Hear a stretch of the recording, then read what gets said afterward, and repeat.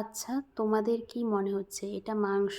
না, না, এটা একদমই মাংস না। এটা হচ্ছে এঁচোড়, যেটাকে আমরা বলে থাকি গাছপাঁঠা। কি বলো এটাকে আমাকে কিন্তু অবশ্যই জানিও। স্বাদে কি এটাকে বলা হয় গাছপাঁঠা? কারণ এটাকে যদি ঠিকঠাকভাবে রান্না করা হয় আর অন্য কিছু লাগে না, বলে মাছ মাংসকে একদম ফেল করিয়ে দেয় এই এঁচোড়। চলো আজ আর বেশি দেরি করব না, এঁচোড়টা কিভাবে রান্না করলাম সেটাই তোমাদের সাথে শেয়ার করি। প্রথমে এঁচোড়টাকে কেটে একটু সেদ্ধ করে নিলাম, তারপরে এখানে একটা কড়াতে আলু আর তারপরেই আমি এখানে এঁচোড়টাকেও লাল লাল করে ভেজে নেব। এঁচোড়ে দেওয়ার জন্য তো দেখলেই আদা রসুন পেঁয়াজ ওইগুলো আমি কেটে নিয়েছিলাম। তারপর একটা কড়াতে গরম মশলা, জিরে, চিনি, কাঁচা লঙ্কা ফোড়ন দিয়ে দিতে হবে পেঁয়াজ, আর পেঁয়াজটাকেও বেশ ভালোভাবে ভেজে আদা রসুন দিয়ে দিতে হবে, আর তারপর দেবো টমেটো। এবারে সব মশলাগুলোকে বেশ ভালোভাবে কষিয়ে নেব, আর সব শেষে দিয়েছিলাম গুঁড়ো মশলা, হলুদ গুঁড়ো, লঙ্কার গুঁড়ো, জিরের গুঁড়ো, ধনে গুঁড়ো। আর দেখো কালারটা কত সুন্দর হয়েছে। কষিয়ে কষিয়ে তেল বের করিয়ে নিয়েছি, আর তারপরে দেখো এই আলুগুলোকে দিয়ে দিব।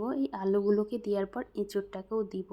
এঁচোড়টাকে দিয়ে বেশ ভালোভাবে কষিয়ে নেব। কষানোর পর দেব জলটা, বেশ ফুটিয়ে নেব ভালোভাবে। ফুটে যাওয়ার পর আমি এখানে গরম মশলা বাটা দিয়ে দিচ্ছি, যেটা একদম সিলে বাটার। আর সিলে বাটার গরম মশলা কিন্তু সেই স্বাদ হয়।